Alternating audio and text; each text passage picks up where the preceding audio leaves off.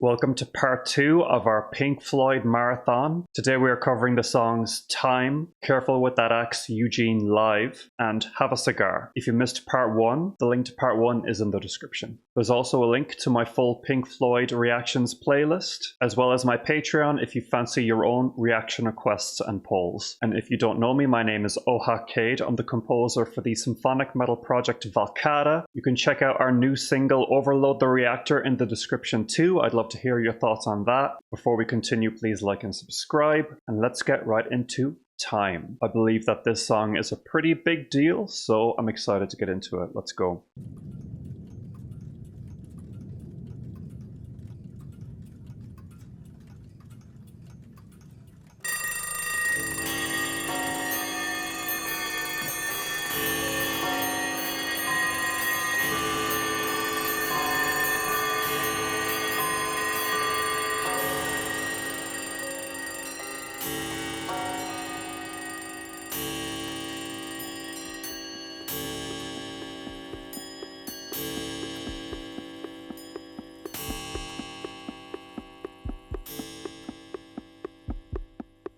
Very nice sound design.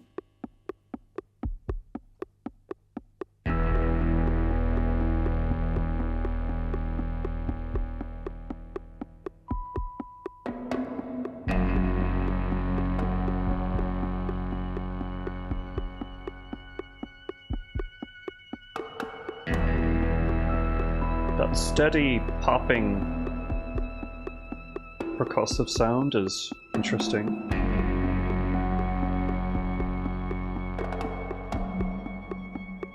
Kind of like a clock ticking, but certainly faster.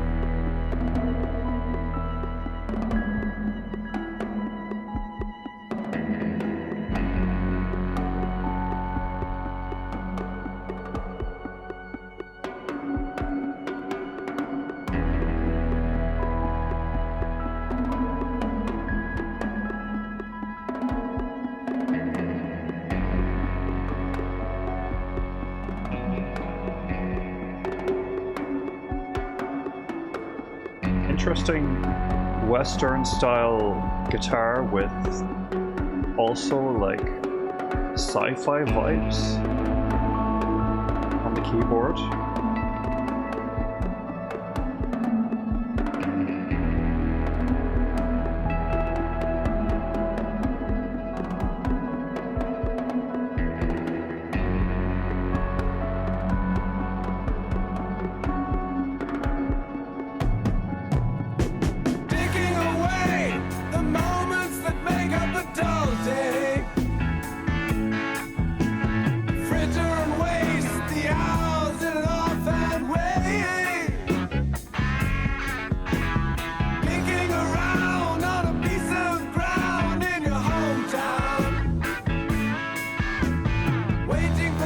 Pretty laid back groove here.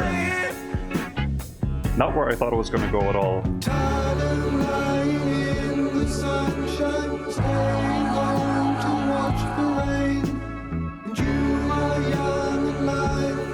Beautiful harmonies. And then one day you find 10 years have gone behind you. No one told you when to run. You missed the starting gun.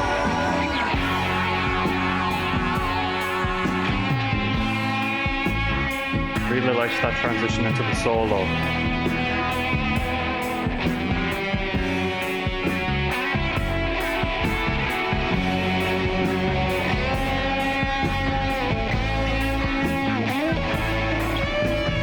I love how the solo is produced.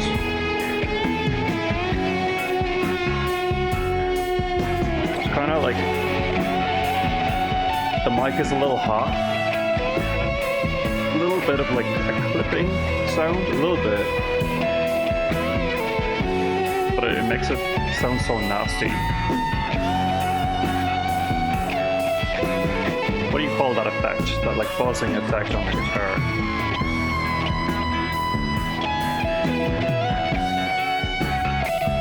Love this solo, really, really good. And I love that it's still going. I'm trying to find a good spot to pause it.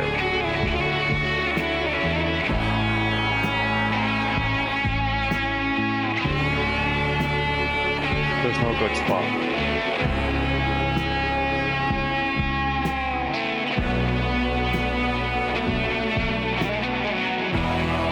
But I have to for copyright.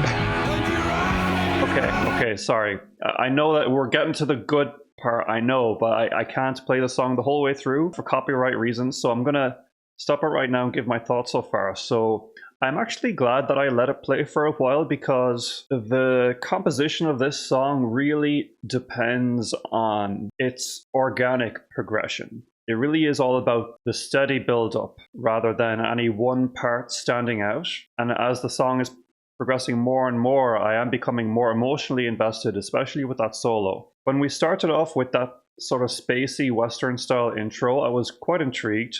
Then when we transitioned into that laid-back groove, I'm not going to lie, I was a little disappointed because I thought we were building up to something more grand and intense, or something more explosive. So I was kind of thinking, well, this song is pretty good, but I don't really see what makes it so special compared to the other songs I've heard from them. Like, it wasn't sounding as distinct. But then when like the background harmonies started coming in, and also that low growling bass, those elements slowly started creeping in, and they led beautifully into the solo. And now the solo is the star of the show, and it's probably one of the coolest solos I've heard in their music. And I love how towards the tail end of the solo now, the harmonies are coming back in and all the elements are really coming together into a really emotional climax.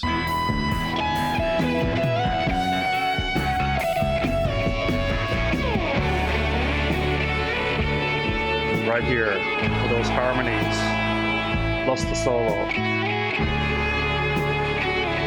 Really pretty.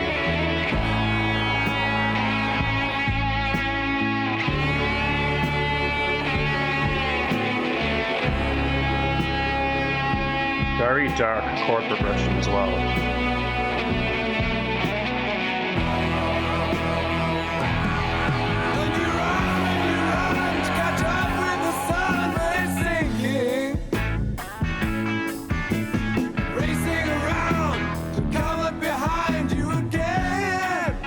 Laying off the gas a bit, going back to the laid back groove.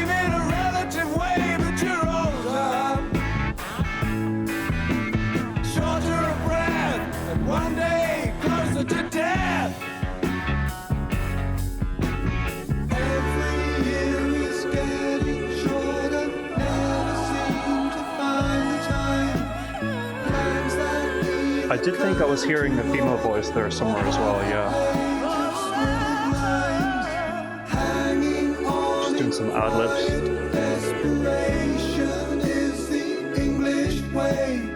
I can see where Dream Theater got the inspiration for Scenes from a Memory, Part 2.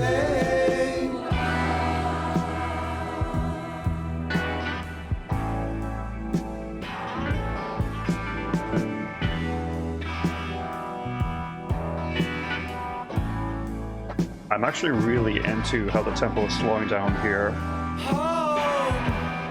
Home again.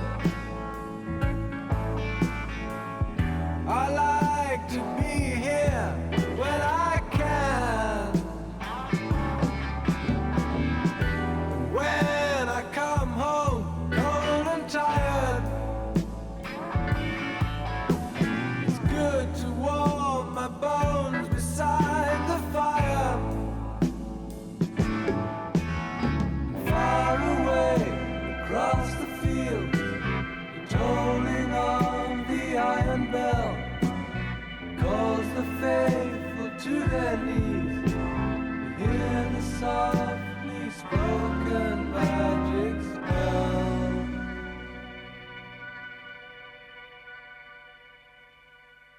Interesting. So once again, my expectations were subverted. The song didn't keep building and building into a larger climax, but they took the foot off the pedal and slowed the song down more gradually to a more subtle finish. I appreciate that approach. I don't find the end of the song as compelling as like the middle of the song, where like there was so much beautiful harmonies going on, the solo was really taking center stage. Yeah, honestly, this wouldn't be my favorite song from Pink Floyd. Like, there's certain songs I listen to from them, and I'm immediately like, oh, I'm super into this. This is like so good. I can't wait to get back to it. And I felt that way about like Wish You Were Here. I don't feel that way about this song for some reason. It's perfectly well composed, solid performances, solid atmosphere, interesting chord progressions. Could be just a grower, you know what I'm saying? What I was really into was the solo. I feel like the solo is the best part of the song, and I suspect most fans might agree with me when I say that. Like, the vocals were okay, but I just didn't find the general pace of it to be that compelling. If anything, it was a bit long-winded towards the end, since we weren't really getting any new elements. We were regressing into elements that had been explored in the first half of the song. I guess I'm just trying to explain any possible reason why this one didn't hit me as much as some of their others. You know, because I'm already feeling the heat from the potential comments coming at me over this one. I do know that this is like a hugely popular song, maybe their most popular to react to in general. You know, even if this one didn't hit super hard, it could grow on me. And I do want to remind you guys that I do take it on a song-by-song basis. Like I said, loved Wish You Were Here, and pretty much all three songs in the first half of the marathon. This is the first one that I'm a little so-so about. Let's see how the lyrics read. Okay, I'm starting to get it now. The appeal of this song is largely dependent on the lyrics, and the lyrics are harrowing. The song is obviously about time, about how time slips away from you. It moves faster than you expect. You know, one moment you have your whole life ahead of you, the next moment you're on your deathbed, basically. And now that I think about it, that process is represented well in the music. I feel like the solo represents sort of early to mid-life, when things are ramping up, you're feeling quite confident, you have a lot to do, there's a lot to be excited about. Then later in the song, the energy of the track regresses a bit. Things start slowing down, things start becoming less exciting, and we finish with quite a somber feeling. So taking all of that into account, it is a beautifully crafted song. Like, honestly, I would say just purely on a musical basis, it wouldn't be my favorite.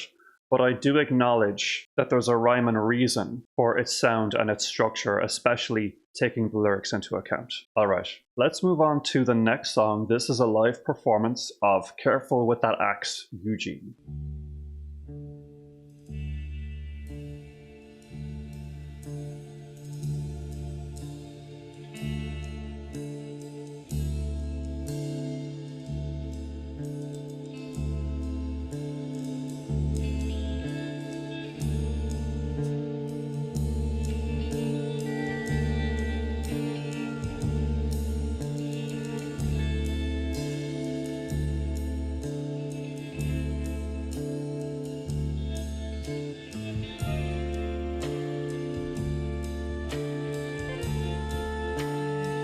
Love the simplicity of that bass melody.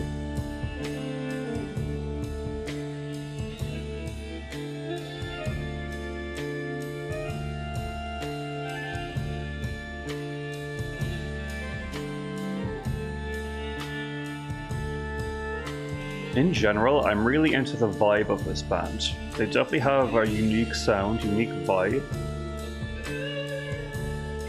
It's like a sort of melancholy, just dark, you know, sad, dark. I'm into it. Because, like I said, they influenced so many of my favorites. Namely Dream Theater and Arion, specifically, is what I'm hearing mostly.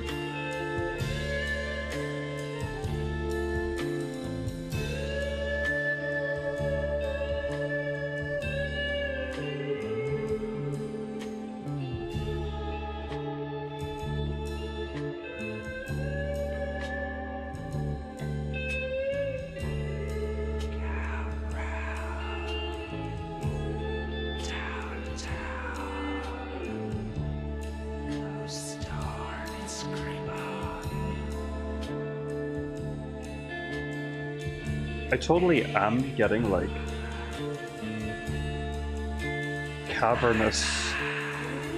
canyons from the music. So it's cool that that imagery came up there.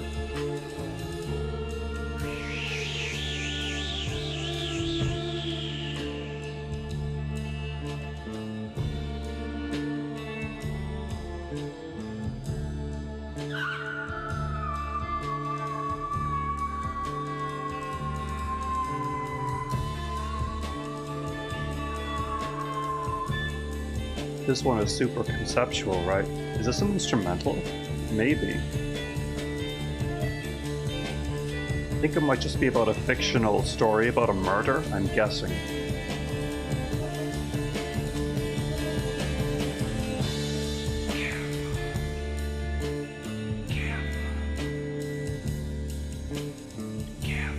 Okay. So far, I don't have a whole lot to say about this one. It has obviously a very compelling atmosphere. I said, like, they have like a sad vibe, dark vibe. What I'm getting from it, also just going by the title, is that this song represents a moment in a conceptual story where there is sort of a murder or something dramatic like that happens. Careful with that axe, Eugene. Sounds like someone's about to get about to get rocked with the hatchet. Like, there is that feeling of dread and desolation, like whoever is about to get done in, you know, no one can hear their screams. I could be totally off, obviously. That's what I'm getting from it. I do like how there were some nice melodies being played on, I believe, the keyboard. There was sort of a flute-like VST on the keyboard there, adding some nice flourishes. I was also intrigued how there was a slight speeding up of the tempo that happened rather briefly, but now we're back to the regular tempo. Cool instrumental conceptual piece. I can't obviously hear what he's whispering either, but we'll get to the lyrics and we'll see what's going on. But yeah, I'm enjoying it. I'd say the catchier songs with the vocals would be more up my alley, but I can totally appreciate this type of piece.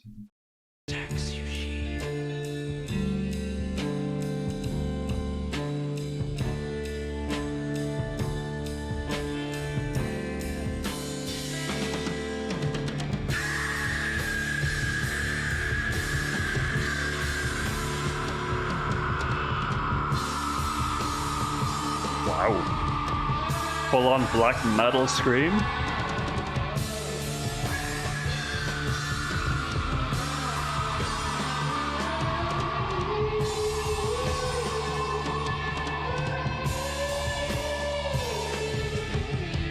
Pretty gnarly.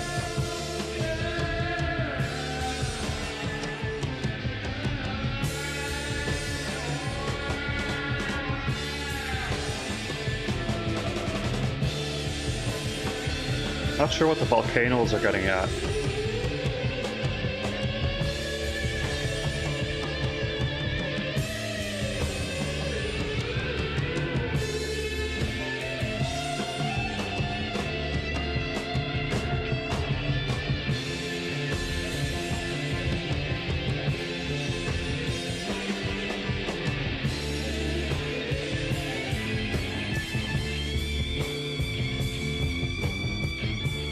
This is getting more into like jammy territory. I feel like we're losing a bit of the atmosphere around here.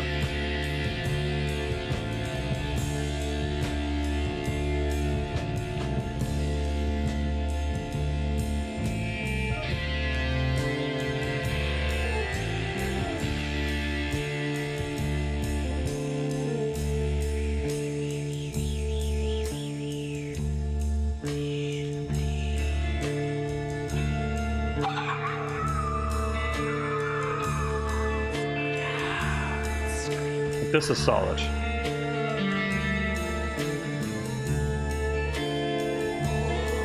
The shredding guitar just took me out of it a little bit, but we're back into solid mode now.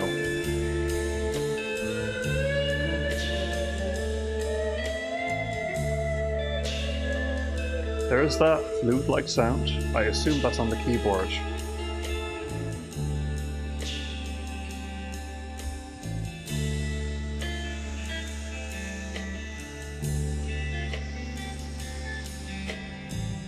Actually, the drumming plays a major role in this song. Like, these minor little percussive sounds are so pretty.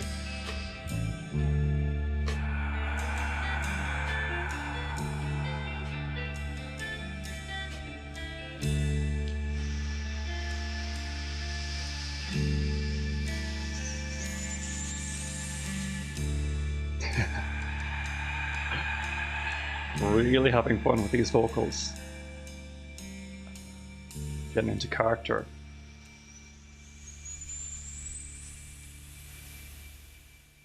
That was a very creative song, certainly different, a subtle showcase of their musical ability, their coordination as a single unit, very enjoyable, and of course that scream in the middle of the track really sets it apart as there's a clear build-up, clear emotion being communicated, clear imagery being communicated, except for the volcanoes. I didn't get the volcanoes, but I certainly got like a sort of hopeless desolation from this song. It was edgy, it was cool, but it also had its subtleties. Very enjoyable. Again, I don't usually go for these types of conceptual, extended atmospheric songs, but for what it was, very impressive. And I have to praise the inclusion of the screams and the whispers. Again, they really, really made it unique. So I do love that I'm getting something unexpected and new with every single song that I hear from Pink Floyd. I am so curious about these lyrics. Let's see. Okay, so there aren't really any lyrics. It just says, "Careful with that axe, Eugene, scream." Okay, what do the annotations say? I don't think there's any official meaning to this song. It's kind of like whatever you get from the music is my assumption. And I think I pretty much already covered what I was getting from the music. But let me know what you get from it, or let me know if there's some underground fan theories that maybe I've missed out on. That would be good for me to know about this track. All right, we're moving on to the final song of the marathon now. This has been a lot of fun. Let's see how Have a Cigar sounds.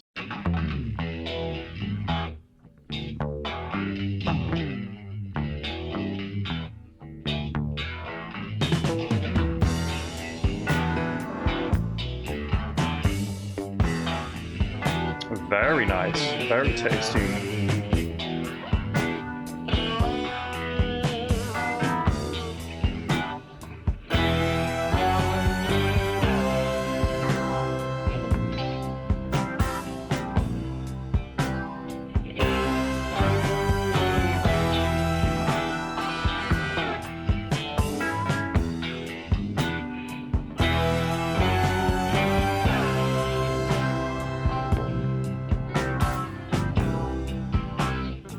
This band are on the slower side, aren't they? There's nothing really that is like super quick. It's all about these nasty little grooves.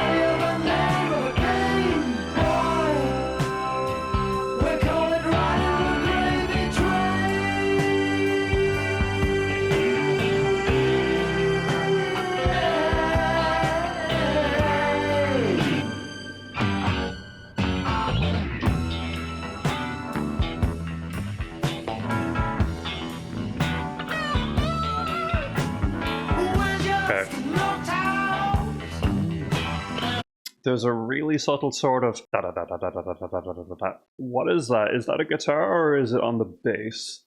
It almost sounds like it could be like an extra bass track. That's a beautiful subtle touch. So what I love about this song is the structure of the groove. The combined counter melodies that all the instruments are playing are creating this super compelling, enjoyable groove. I also like how the rhythm shifts slightly in the chorus, and we also move to a slightly brighter chord progression. Right here.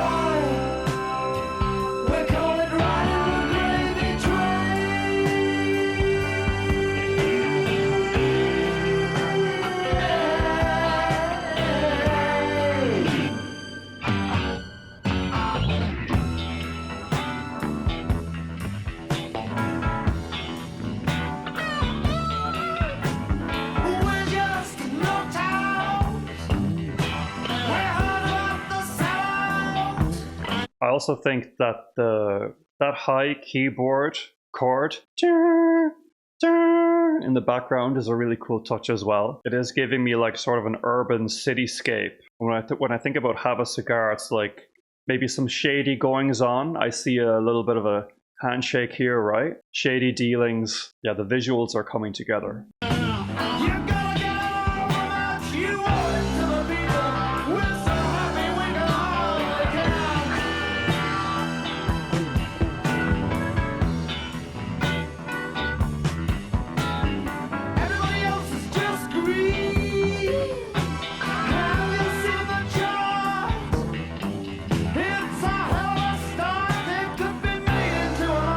I like how he was slightly popping into his falsetto there for a few moments. Just enjoying himself. And did we tell you the name of the game, boy? We call it riding the gravy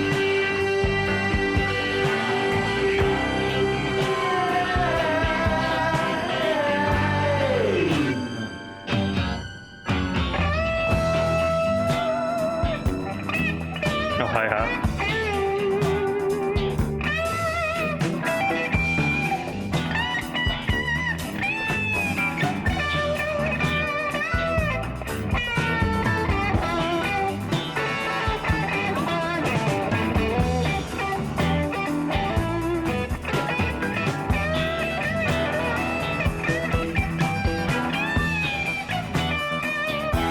I love how he adds some texture into his guitar solo as well, not just melody.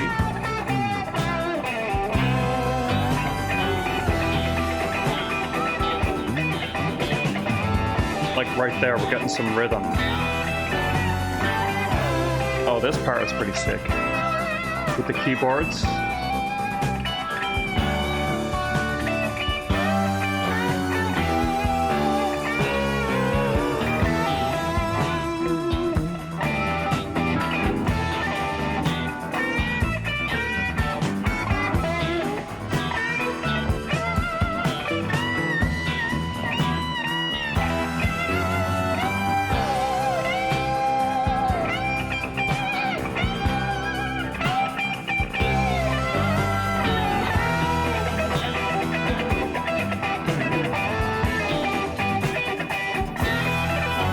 This is a really funky solo. Really enjoying it. This is a really cool part.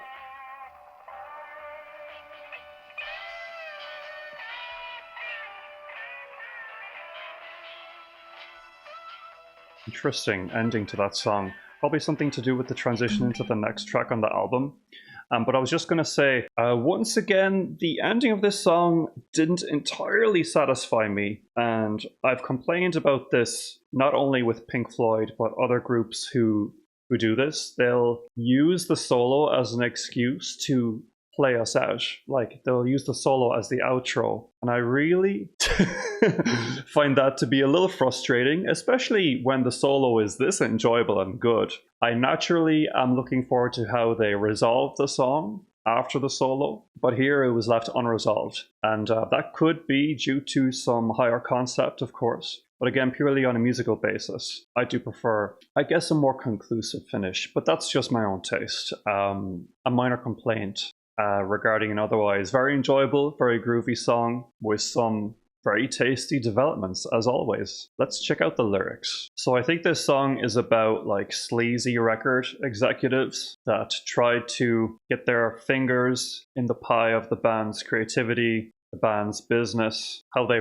probably got screwed over a few times by a few record deals in their time. Just the bottom of the barrel of the turmoils and misfortune of the music industry. Oh, and it seems the vocalist on this one was a guest, Roy Harper, who I don't know much about, but he sounds quite similar to David Gilmour to my ears. Then again, I'm not incredibly accustomed to either of their voices just yet, so take that with a grain of salt, of course. Alright, that was a really fun marathon. Let me know what you think of these particular songs and of my analysis, and be sure to check out my playlist of my other Pink Floyd reactions down below. Again, if you don't know me, my name is Oha Cade. I'm the composer for the symphonic metal project Valcata. We just put out a new song called Overload the Reactor. The link is down below, and I'd love to hear your thoughts on it. I am on Patreon if you fancy your own reaction requests and polls, and there's also a link to my full reaction database spreadsheet if you're curious about all of the other music I've covered on the channel. Otherwise, please like, subscribe, comment, hit the notification bell, and I will talk to you guys again soon. Thanks so much and take care.